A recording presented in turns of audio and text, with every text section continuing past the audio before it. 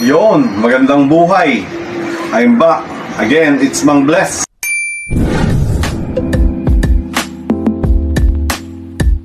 Para sa Real Talks.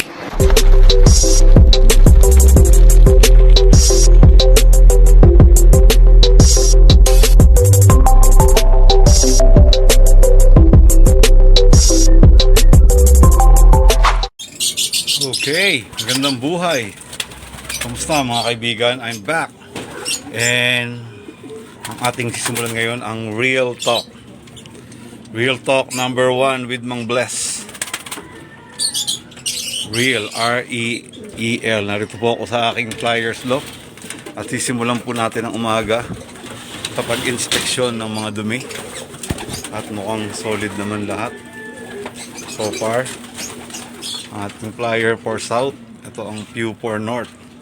At ang isa pang number 1 real talk for today's video ay ito. Siyempre, gaya-gaya ako sa Belgium.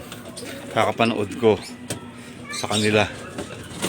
At siyempre, sanay na rin ako na ginagaya ako. Kaya maghanap na kayo ng ganito.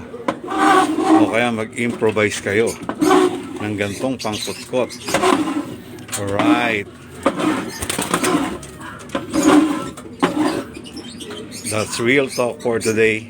Ang gayahan sa pagkakalapate. Pero kailangan reviewin po natin ang ating mga gagayahin.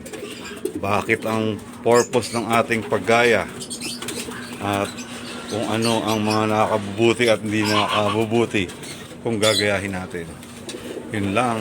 Until next time, dito po tayo sa mga ating mga short reel videos sa aking lock.